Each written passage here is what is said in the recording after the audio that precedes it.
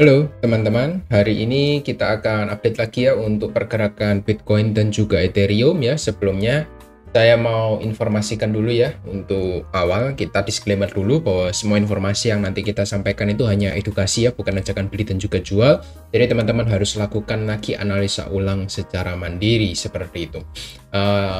Bitcoin sudah masuk area 90.000 ya, dekat dengan target awal kita di maybe masih di sekitar 50-60 ya. Ketika harga masih di bulan Maret kemarin saya targetkan ya 100.000 memang ya minimum, dan ini juga masih nggak saya rubah untuk target garis birunya.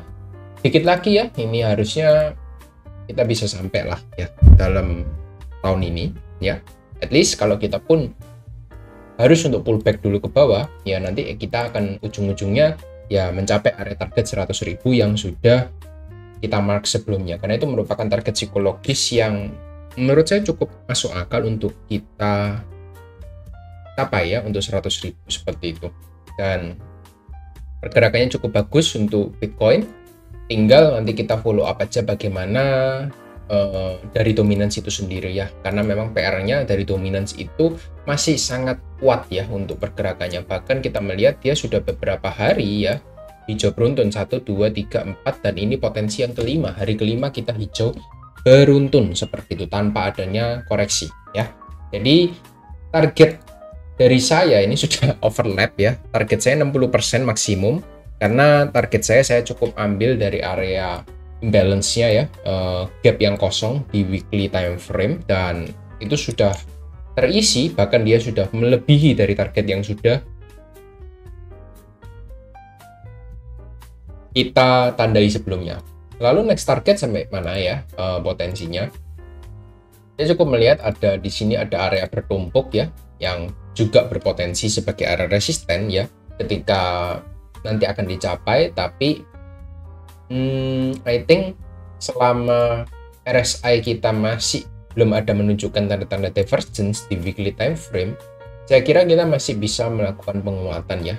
Bahkan menurut saya 62-63 itu maybe kita bisa sedikit overlap, mungkin seperti ini dulu ya. Mungkin kita naik sampai 64, setelah itu kita membentuk ekor, baru kita menandai itu area top yang sudah exhausted ya, atau sudah capek itu area topnya, baru dia akan drop seperti itu.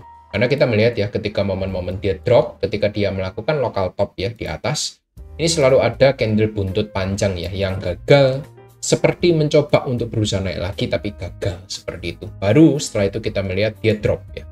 Dan typical drop yang terjadi di dominance Bitcoin ya, teman-teman bisa lihat. I think menurut saya kita mungkin nggak akan dikasih kesempatan untuk entry dengan proper ya. Maksud saya apa? Ketika naik, teman-teman bisa coba cicil ya untuk mungkin altcoin ya, Ethereum dan kawan-kawan. Mungkin teman-teman yang punya exposure lebih dan price action yang cukup bagus bisa coba entry di sana ya. Kenapa? Karena ketika kita drop, biasanya langsung signifikan dropnya ya. Ini drop dia cuma berapa persen ya? Dari top to bottom 13% untuk dominance-nya. Ini altcoin bisa rally-nya sudah gila-gilaan kemana-mana gitu ya. Dan I think itu juga bisa terjadi nanti ketika kita sudah mencapai area-area yang tertentu ya. Kita bisa drop sekitar 10% mungkin dalam waktu 2 minggu, 3 minggu itu bisa terjadi seperti itu. Jadi teman-teman bisa persiapkan diri mulai dari sekarang, menurut saya bisa mulai riset-riset juga. Karena memang kita ini ada rising wedge, ada potensi memang sih ya untuk rising wedge ini di breakout ke atas gitu. Tapi menurut saya potensi itu mungkin hanya fake out sebelum dia drop ke bawah seperti itu. Kurang lebih itu yang bisa saya sampaikan. Kenapa sih kok dominance ini penting? Ya karena teman-teman bisa lihat ya, kalau dominance ini naik terus, altcoin yang teman-teman pegang ini juga nggak bisa kemana-mana ya. Contohnya others dominance ya. Others dominance saja ya. Kalau others market cap sih memang dia naik ya. Tapi teman-teman lihat ya, untuk others dominance nggak bisa kemana-mana gitu ya. Hanya altcoin tertentu seperti meme coin ya, yang memang dia nggak terdampak akan kenaikan Bitcoin, memang karena banyak orang yang berspekulasi di sana juga, sehingga dia juga nggak terlalu berdampak. Tapi teman-teman bisa lihat untuk altcoin yang memang punya fundamental yang cukup bagus ya, itu pergerakannya nggak bisa terlalu kencang. Kenapa? Karena memang dominance kita itu masih terus mengalami peningkatan ya. Di others market cap-nya sendiri, teman-teman bisa coba cek ya bahwa 282 ini sudah kita sampai. Dan kenapa sih kok kita bisa naik? Karena teman-teman juga bisa lihat di sini ya, dominance USDT dominance kita itu sudah drop dengan sangat signifikan. Ini yang membuat altcoin juga kebagian lah ya market cap atau inflow uang kecil-kecilan, meskipun tidak bisa banyak untuk inflow-nya, tapi teman-teman bisa lihat ketika kita sudah breakdown dari area trendline yang sudah saya mark, ini akan ada flag ya, potential flag yang terjadi, dan dia sudah breakdown. Di momen itu uang itu mengalir menuju ya kripto ya, pastinya 22% drop ke bawah itu menandakan uang itu beralih ya banyak ke Bitcoin ya, memang kita lihat. Tapi juga altcoin seperti Doge ya, teman-teman bisa lihat untuk Doge dia sudah naik berapa ratus persen dari bottomnya. Teman-teman bisa coba cek dari bawah ke atas, dia sudah naik 300%. Teman-teman bayangkan untuk market cap-nya yang sangat besar, dia naik 300% gitu. Ini market cap-nya nggak main-main. Doge waktu itu saya lihat sekitar ada di 20 ya, 15 sampai 20 miliar dolar ya. Dan sekarang sudah di 50-an something gitu untuk market cap-nya. Jadi memang nggak main-main untuk inflow-nya. Tapi ini terjadi di altcoin tertentu saja, nggak bisa di semua seperti itu. Lalu yang kedua untuk Ethereum. For Ethereum saya lihat di time frame kecil pergerakannya membentuk yang namanya channel ya. Nah, pergerakannya suka membentuk channel, jadi kemungkinan akan cukup terbatas untuk kenaikannya dalam beberapa saat ke depan ya.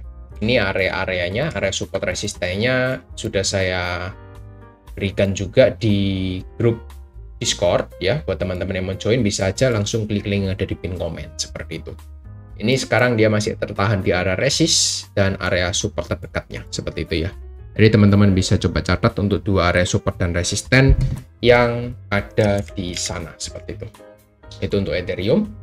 Potensinya masih ada sih kita untuk up lagi menuju area resistennya, bahkan di atas ya, sekitar 3.500 itu masih besar peluang untuk ke sana. Seperti itu. Itu untuk Ethereum ya. Terakhir saya mau bahas dari total 3 kita. Total 3 kita cukup tertahan di area resisten 780 miliar dolar. Ini high di bulan Maret kemarin ya. Kita punya area top resisten sudah cukup masuk area overbought ya, overbuy. Jadi sudah terlalu banyak pembeli yang masuk. Tapi apakah nggak bisa naik? Bisa kalau ada sentimen atau katalis yang membuat market itu kembali naik secara volumenya. Teman-teman bisa lihat ya, untuk volumenya dia juga naik secara signifikan dari yang sebelumnya rata-rata cenderung datar, tiba-tiba di spike out naik ke atas gitu ya. Setelah ada info bahwa Trump itu menang, volumenya langsung meningkat dengan sangat-sangat signifikan seperti itu. Harusnya nanti ketika ada berita lagi ya, volumenya bisa spike out lagi seperti itu ya. Volumenya di sini bahkan mengalahkan di bulan ketika dia naik waktu sebelum-sebelumnya di sini. Ya, di sini dia volumenya lebih kecil dibandingkan volume kenaikan di beberapa hari ke belakang seperti itu. Jadi yang bisa kita sampaikan bahwa ini penguatannya juga nggak main-main, ada potensi kita bisa ekspansi ke price yang lebih tinggi untuk total 3-nya. Karena memang di weekly time frame teman-teman bisa lihat ya, sebenarnya for weekly time frame kita membentuk inverted head and shoulder ya, dengan area topnya di 1 triliun dolar sampai 1,2 T. Ini merupakan target saya pribadi untuk di bulan kali ini ya. Memang kita nggak bisa ya membentuk up lagi sampai area atas, itu menurut saya agak ya, ini mungkin kalau ekstrimnya kita bisa ke sana, tapi pesimisnya sih saya kira 1,2 itu masih cukup possible untuk dicapai seperti itu. Jadi itu aja dari saya. Yang terakhir dari Bitcoin ETF flow, kita lihat beberapa hari ke belakang cukup bagus ya. Dari tanggal 7 sampai 13 at least kita lihat BlackRock itu sudah entry ya, berapa ini? 1.100, 1.300, 2.000, 2.700, 3.000. Ya, 3 miliar dolar dia masuk di Bitcoin itu sendiri. 3 miliar dolar dengan total net inflow-nya yang tidak main-main. Kita sudah mencapai 28.000 miliar dolar seperti itu. Jadi ya, tidak ada alasan buat kalian yang memang masih cukup pesimis dengan market cryptocurrency. I think kalian tidak lebih pintar lah daripada institusi menurut saya. Uang kalian juga nggak lebih banyak kan dari institusi ya gitu. Itu aja sih dari saya. Tapi juga jangan FOMO juga ya. Bukan berarti institusi masuk banyak di sini, teman-teman juga bisa masuk di sini juga. Ya nggak gitu juga, karena ini juga merupakan area resisten kan ya, dekat-dekat dengan 100.000. Nanti teman-teman entry di sini, masuk ke pentok dikit 100.000, dia drop, teman-teman mulai teriak-teriak nanti. Tuh, kenapa kok turun sampai 80.000? Bitcoin scam, altcoin scam, Ethereum scam. Nah, nanti ya itu salah teman-teman sendiri. Kenapa kok nggak entry waktu dia masih di bawah seperti itu? Jadi itu aja ya dari saya. Yang terakhir kita coba cek dari Ethereum ETF. Saya dapat info juga ini mulai masif ya dari BlackRock untuk entry-nya. Sebelumnya ini cenderung sepi untuk Ethereum ya, memang nggak seaktif dari Bitcoin. Untuk Ethereum-nya cenderung sepi ya, bahkan outflow ya, kita lihat di sini outflow-nya 10 juta dolar, entry-nya juga kecil ya. Tapi akhir-akhir ini teman-teman bisa lihat dari tanggal 6 sampai tanggal 13, ini ada entry 200 juta, 100 juta, 100 juta, 50 juta, 70, ini mulai aktif lagi untuk masuknya gitu.